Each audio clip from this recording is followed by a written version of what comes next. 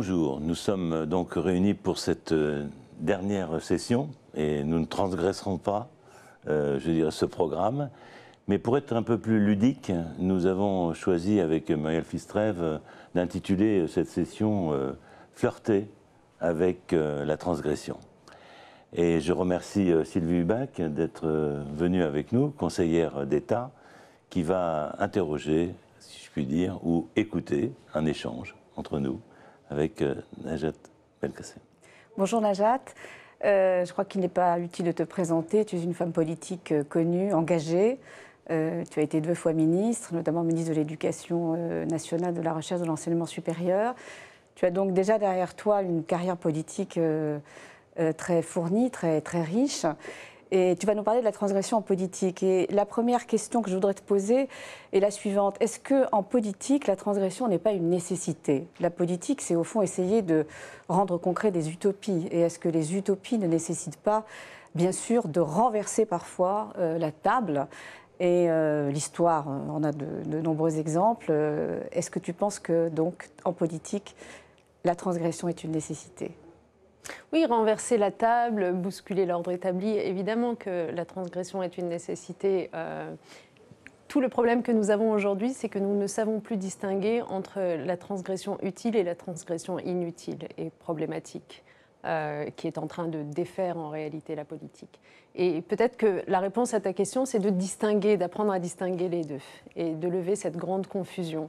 Je dirais qu'au fond, la fausse transgression, la transgression de façade, celle qui a cours aujourd'hui et qui est très payante et qu'on voit à longueur de plateau TV ou en une des journaux, c'est la transgression, au fond, qui va prétendre bousculer le politiquement correct et qui va venir en permanence sur des sujets assez faciles, en réalité, dire soi-disant tout haut ce que les gens pensent tout bas. Elle se pense transgressive et en même temps, d'ailleurs, elle se complaint à longueur de temps d'être censurée, alors qu'elle occupe tout l'espace médiatique, alors qu'elle a gagné la bataille culturelle, puisque c'est cette parole-là que l'on entend avant tout. Est-ce qu'elle est transgressive au sens où tu l'entends toi, c'est-à-dire est-ce qu'on est dans cet acte de transformation politique qui vise à obtenir des progrès? La réponse est non, malheureusement.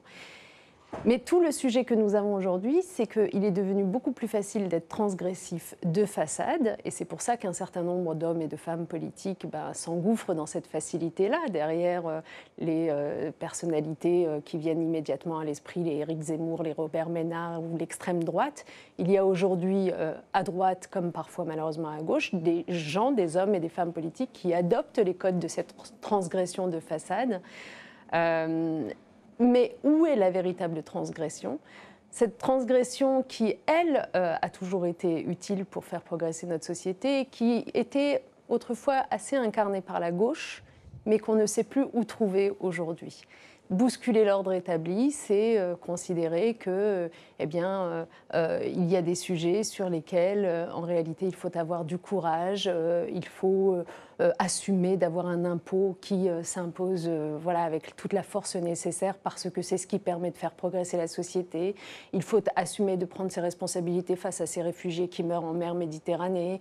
C'est ça, en fait, la véritable transgression aujourd'hui et qui nous manque cruellement. Qu'est-ce que vous avez comme exemple justement de transgression de façade? De façade? Bah oui. Vous en avez. En fait, je dirais qu'il y a 2 types de transgression de façade. D'une part, il y a la transgression qui passe par le langage. Donc, c'est un peu ce que je disais tout à l'heure. C'est la facilité qui consiste finalement à emprunter des stéréotypes très présents dans l'opinion publique qu'on conforte et qu'on brosse dans le sens du poil. Donc, telle partie de la population serait par nature assistée, par exemple, ou paresseuse. Ou, vous voyez, je ne veux même pas donner d'exemple précis parce que justement, je ne supporte plus ces discours trop faciles. Donc ça, c'est la transgression qui passe par le langage. Et puis ensuite, il y a la transgression aussi qui passe par les actes dans le cours du parcours politique. C'est-à-dire que, par exemple, s'est installée l'idée qu'il était audacieux et courageux de rompre avec sa famille politique. Eh bien, ça, pour moi, c'est une fausse transgression attachée aujourd'hui à la politique, qui est problématique parce qu'elle installe l'idée que finalement la déloyauté à l'égard de sa famille politique est une chose bien, courageuse, bienvenue. là où en réalité c'est tout de même plutôt le contraire. Mais force est de constater que quand vous prenez le sommet de l'État, puisque c'est souvent le sommet qui donne l'exemple, eh bien, quasiment tous les présidents de la République de ces dernières décennies ont rompu et sont devenus présidents de la République après avoir rompu ou trahi ou fait acte de déloyauté à l'égard de leurs prédécesseurs. Donc, je n'ai pas besoin ici d'en donner des exemples, mais ça semble assez évident. Je mettrai d'ailleurs juste un bémol en précisant que, en l'occurrence, les présidents de gauche, un peu moins que les présidents de droite, mais peut-être que ce n'est pas simplement parce qu'ils étaient plus vertueux, mais peut-être parce que leurs prédécesseurs à eux étaient plus lointains, comme ils ont été plus rares dans l'histoire des présidents de la République. Ou peut-être aussi parce que, finalement, le fait qu'un président de gauche arrive au pouvoir était une transgression en tant que telle, une effraction, comme auraient dit certains dans l'imaginaire d'un certain nombre d'observateurs. Sûrement. Et donc, du coup, il n'y avait pas besoin d'en rajouter que la transgression à l'égard de sa propre famille politique. Mais enfin, force est de constater que quand même, avec plus ou moins d'élégance, depuis De Gaulle, grosso modo, vous prenez Pompidou, vous prenez Giscard, vous prenez Chirac, vous prenez Sarkozy, vous prenez évidemment Macron, chaque président de la République, ou quasi chaque président, a trahi ou rompu ou jeté en pâture son prédécesseur qui appartenait pourtant à la même famille politique. Mais est-ce que c'est vraiment une transgression? Est-ce que c'est pas plutôt bousculer l'héritage, changer de perspective, tirer les leçons de ce qui vient de se passer? Est-ce que c'est vraiment une transgression, ce que vous décrivez là? Je pense que pour répondre à cette question, il faut admettre de considérer une famille politique un peu comme une famille au sens biologique du terme. C'est-à-dire, si vous vous construisez en jetant en pâture, en gros, ce qu'ont été vos propres parents, ou en cherchant à vous démarquer en les faisant passer pour paresseux, enfin, c'est ça, hein, c'est les transgressions dont on parle quand on évoque Sarkozy à l'égard de Chirac, par exemple. C'est ce type de transgression-là. Est-ce que vous trouvez que c'est une bonne chose? Est-ce que vous trouvez que c'est vertueux? Quelle image cela renvoie? Enfin, je veux dire, il ne faut quand même pas oublier la désaffection à l'égard de la politique qui prédomine dans ce pays. Donc, ça tient aussi à ce type de récit-là. Et je pense qu'au fond, même si sur le moment, cela paraît excitant, en effet, de renouveler une aventure, de bousculer un peu les cadres, à terme, cela nuit à la politique. Et en réalité, comme cette transgression-là est si facile, celle du langage et celle qui consiste à faire acte de déloyauté pour y arriver, eh bien, pendant ce temps-là, les hommes et les femmes politiques s'éloignent de ce qu'est la vraie transgression transformatrice. Et dans les formations politiques, on ne pense plus assez les projets politiques qui permettraient cette transgression. Justement, si vous étiez aux affaires, quelle est la première transgression que vous voudriez faire? Qui ne soit pas de façade, bien sûr. Ben, je pense que, en réalité, ce qui est le plus transgressif aujourd'hui, je vais vous surprendre. Mais j'espère. Mais en fait, c'est de lutter contre les inégalités. Vraiment.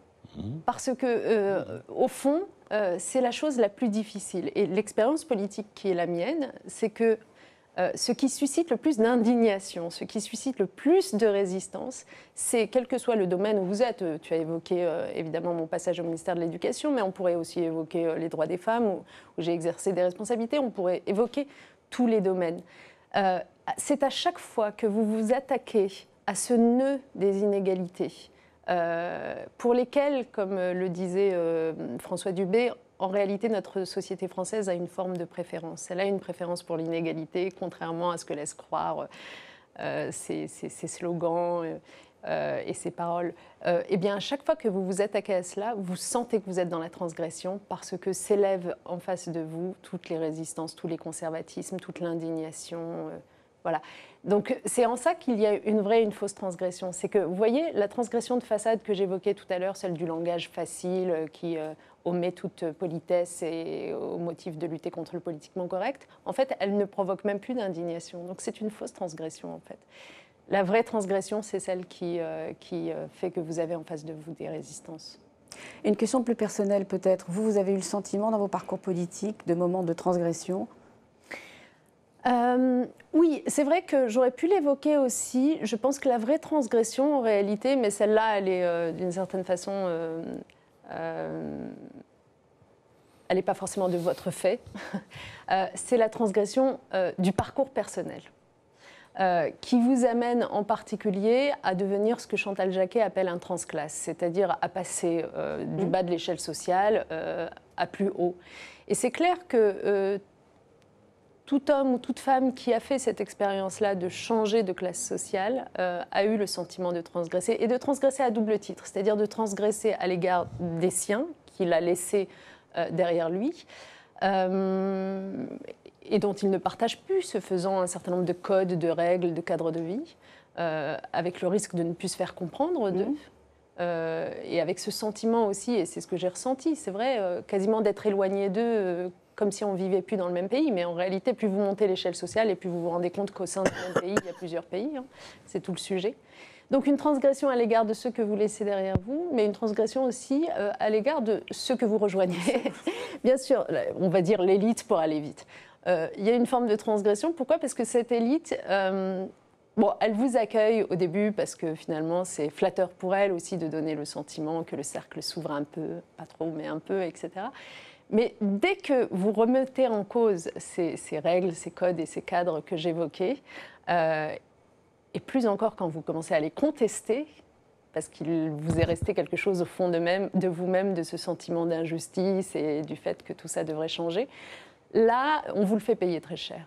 Donc vous voyez, ça aussi c'est une transgression, c'est quand vous commencez à contester les codes de l'élite dans laquelle vous avez trouvé une place. Par exemple Oh ben moi, typiquement, pour revenir au ministère de l'Éducation nationale, c'est absolument ce que j'ai ressenti. C'est-à-dire que derrière les mythologies, les fake news, etc., diverses et variées qui ont accompagné mon action, moi, à chaque fois j'ai ressenti que c'était quand je m'attaquais à des inégalités crasses du système éducatif et que je disais, mais attendez, on ne peut pas avoir un système éducatif à deux vitesses, avec un système un peu pour l'élite en quelque sorte, et puis un système pour la masse et pour les autres. Non, il faut ouvrir toutes les opportunités de réussite à tout le monde. À chaque fois que je rentrais dans le dur de ce projet politique-là, je sentais, mais vraiment c'était une violence en face de moi, de ceux qui cherchaient à préserver un certain nombre de privilèges et qui, au fond, non seulement me reprochaient mon projet politique, mais en plus me reprochaient de les trahir.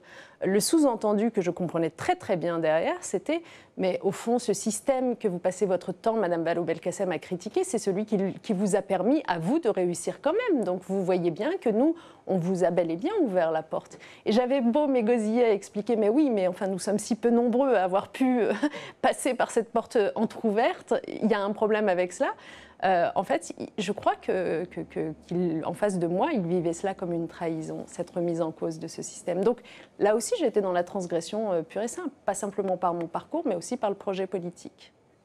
J'avais envie de vous poser une autre question sur ce moment politique que vous avez vécu.